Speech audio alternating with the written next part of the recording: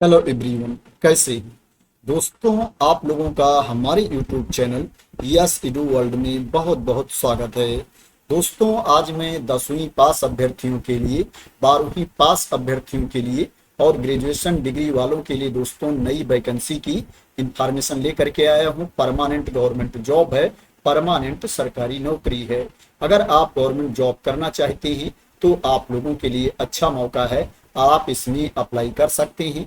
आपको written test देना है, सिंगल एग्जाम देना है, किसी किसी में क्या है स्किल टेस्ट भी है, उसको देना है। और स्किल टेस्ट सिंगल एग्जाम के बेसिस पर आपका सिलेक्शन हो जाएगा। जो फाइनल मेरिट लिस्ट तैयार की जाएगी, रिटन टेस्ट के बेसिस पर फाइनल मेरिट लिस्ट तैयार की जाएगी। जो स्किल टेस्ट है वो क्वालिफाइंग इन नेचर है। अब दोस्तों, मैं आप लोगों को वैकेंसी की इंफॉर्मेशन पर लेकर चलता हूं और बताता हूं कि मैं किस वैकेंसी की बात कर रहा हूं। दोस्तों, ये जो वैकेंसी आई है ये NITTTR के अंतर्गत वैकेंसी आई है। अब दोस्तों, बहुत लोग नहीं जानते होंगे NITTTR को, तो इसका फुल फॉर्म भी मैं आप लोगों को बता देता हूं। इसका जो फुल फॉर्म है national institute of technical teachers training and research. दोस्तों, ये गवर्नमेंट ऑफ इंडिया के अंतर्गत ये इंस्टीट्यूट आता है। गवर्नमेंट ऑफ इंडिया के एजुकेशन मिनिस्ट्री, शिक्षा मंत्रालय के अंतर्गत ये आता है। इसमें एप्लीकेशन ऑलरेडी स्टार्ट हो चुका है। जो एप्लीकेशन की लास्ट डेट है 15 अक्टूबर 2025 है। 15 अक्टूबर 2025 तक आप इसमें ऑनलाइन मोड में अप्लाई कर सकते हैं। फीस पेमेंट की भी लास्ट डेट 15 अक्टूबर 2025 है। अभी एग्जाम डेट के बारे में इंफॉर्मेशन नहीं दी गई है, एग्जाम के बारे में बाद में इंफॉर्मेशन दी जाएगी।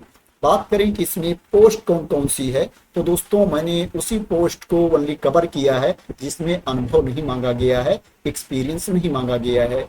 अगर आप 10वीं पास हैं, 10th की सर्टिफिकेट है आपके पास, तो आप MTS के लिए अप्लाई कर सकते हैं।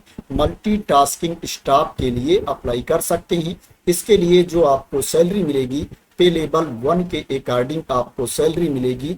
जो इनिशियल बेसिक पे है 18,000 रुपए है। इसमें अदर अलाउंसेस भी जुड़ेंगे, अदर भत्ते भी जुड़ेंगे, तो आपकी सैलरी ज्यादा हो जाएगी। अगर आप 12वीं पास हैं, 12th की सर्टिफिकेट है आपके पास, तो आप JSA के लिए अप्लाई कर सकते हैं। जूनियर सेक्रेटेरिएट असिस्टेंट के लिए अप्लाई कर सकते हैं और स्टेनोग्राफर ग्रेड 2 के लिए अप्लाई कर सकते हैं। जैसे के लिए आपको टाइपिंग भी आनी चाहिए और स्टेनोग्राफर के लिए आपको स्टेनोग्राफी भी आनी चाहिए। शॉर्ट हैंड का नॉलेज भी आपको होना चाहिए। जैसे के लिए जो आपकी टाइपिंग स्पीड होनी चाहिए 30 वर्ड्स पर मिनट आपकी टाइपिंग स्पीड होनी चाहिए।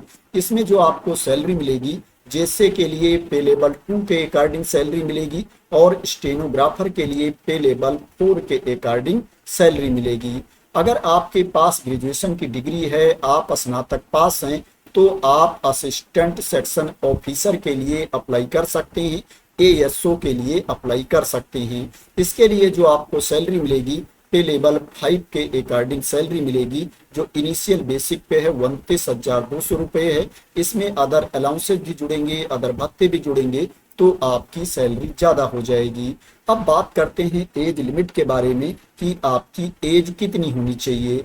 तो इसमें अप्लाई करने के लिए जो आपकी एज होनी चाहिए, मिनिमम एज 18 ईयर्स है, 18 साल से कम नहीं होनी चाहिए। और जो अपर एज लिमिट है वो 35 ईयर्स है, 35 साल है। जो स्टेनोग्राफर की पोस्ट है उसके लिए जो अपर एज लिमिट है 27 ईयर्स है, 27 साल है। और इसके अलावा जो पोस्ट है उसके लिए जो अपर एज लिमिट है 35 ईयर्स है, 35 साल तक के कैंडिडेट अप्लाई कर सकते हैं। जो छूट की क्राइटेरिया के अंतर्गत आते हैं उनको अपर एज लिमिट में छूट भी मिलेगी। जो एज की गणना की जाएगी वो 15 अक्टूबर 2025 को की जाएगी। 15 अक्टूबर 2025 को आपकी एज 18 साल से कम नहीं होनी चाहिए और जो अपर एज लिमिट मैंने बताई है इससे ज्यादा नहीं होनी चाहिए। अब मैं आप लोगों को बता देता हूं कि किसको कितनी छूट मिलेगी अपर एज लिमिट में। जो SC कैटेगरी के कैंडिडेट हैं, ST कैटेगरी के कैंडिडेट हैं, उनको अपर एज लिमिट में 5 साल की छूट मिलेगी। और जो OBC कैटेगरी के कैंडिडेट हैं उनको अपर एज लिमिट में 3 साल की छूट मिलेगी। और जो पीडब्ल्यूबीडी कैटेगरी के कैंडिडेट हैं, अनरिजर्व कैटेगरी में आते हैं, उनको अपर एज लिमिट में 10 साल की छूट मिलेगी। और जो एससी एसटी कैटेगरी के कैंडिडेट हैं, उनको अपर एज लिमिट में 15 साल की छूट मिलेगी। और जो पीडब्ल्यूबीडी ओबीसी कैटेगरी के कैंडिडेट हैं, उनको अपर एज लिमिट में 13 साल की छूट मिलेगी। और जो एक्स सर्विसमैन हैं, उनको सर्विस ईयर्स प्लस 3 इयर्स की छूट मिलेगी अपर एज लिमिट में। तो ये एज में रिलैक्सेशन के बारे में इंफॉर्मेशन थी। अब बात करें दोस्तों, इसमें आपका सिलेक्शन कैसे होगा, सिलेक्शन का प्रोसेस क्या है। तो दोस्तों, इसमें रिटन एग्जाम होगा, रिटन टेस्ट होगा, उसमें मल्टीपल चॉइस क्वेश्चंस आपसे पूछे जाएंगे, बहुविकल्पीय प्रश्न पूछे जाएंगे। उसके बाद दोस्तों स्किल टेस्ट होगा। इसमें जो स्किल टेस्ट होगा वो पोस्ट वाइज अलग अलग होगा। जैसे के लिए आपका टाइपिंग टेस्ट होगा, और क्या है, स्टेनोग्राफर के लिए आपका शॉर्ट हैंड का टेस्ट होगा, स्टेनोग्राफी का टेस्ट होगा। तो स्किल टेस्ट पोस्ट के अकॉर्डिंग लिया जाएगा।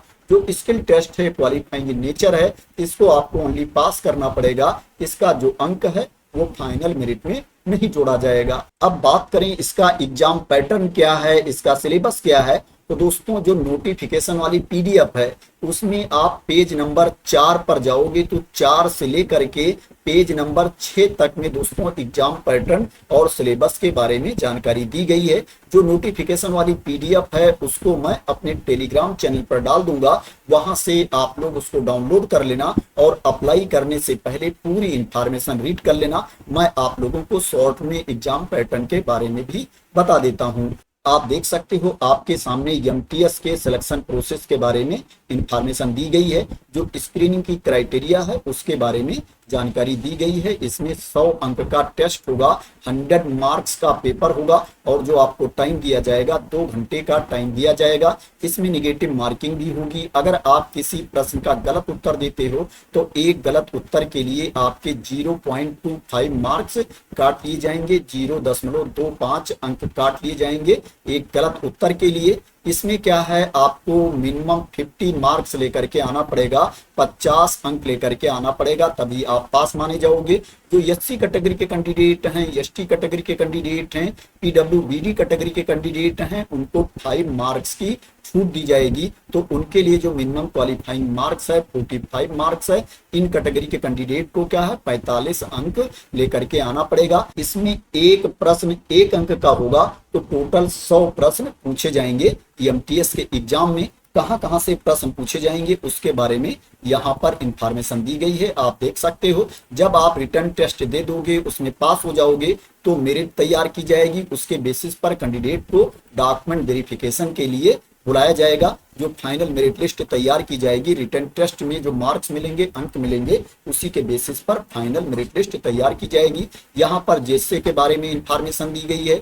जेसे में भी 100 प्रश्न पूछे जाएंगे, उसके लिए 100 अंक निर्धारित है, 2 घंटे का टाइम दिया जाएगा। इसमें जो मिनिमम क्वालिफाइंग मार्क्स है वो 40 मार्क्स है, 40 अंक आपको लेकर के आना पड़ेगा, तभी आप पास माने जाओगे। जो एससी कैटेगरी के कैंडिडेट हैं, एसटी कैटेगरी के कैंडिडेट हैं, उनको 5 अंक की छूट दी जाएगी। तो उनके लिए जो मिनिमम क्वालिफाइंग मार्क्स है वो क्या है, 35 मार्क्स है, उनको 35 अंक लेकर के आना पड़ेगा। जो निगेटिव मार्किंग है वो सेम है। यहाँ पर इंफॉर्मेशन दी गई है कि कहां से प्रश्न पूछे जाएंगे। इसमें स्किल टेस्ट भी होगा, इसमें स्किल टेस्ट होगा। उसके बाद क्या है, जो फाइनल मेरिट लिस्ट तैयार की जाएगी, रिटर्न टेस्ट में जो अंक मिलेंगे, मार्क्स मिलेंगे कैंडिडेट को, उसी के बेसिस पर फाइनल मेरिट लिस्ट तैयार की जाएगी। जो डोमेन स्किल टेस्ट है ये क्वालिफाइंग इन नेचर है। इसी तरह से यहाँ पर स्टेनोग्राफर के बारे में भी इंफॉर्मेशन दी गई है। दोस्तों, जितनी भी पोस्ट के बारे में मैंने आप लोगों को इंफॉर्मेशन दी है, दोस्तों सभी में जो एग्जाम होगा 100 प्रश्न का आपका पेपर होगा।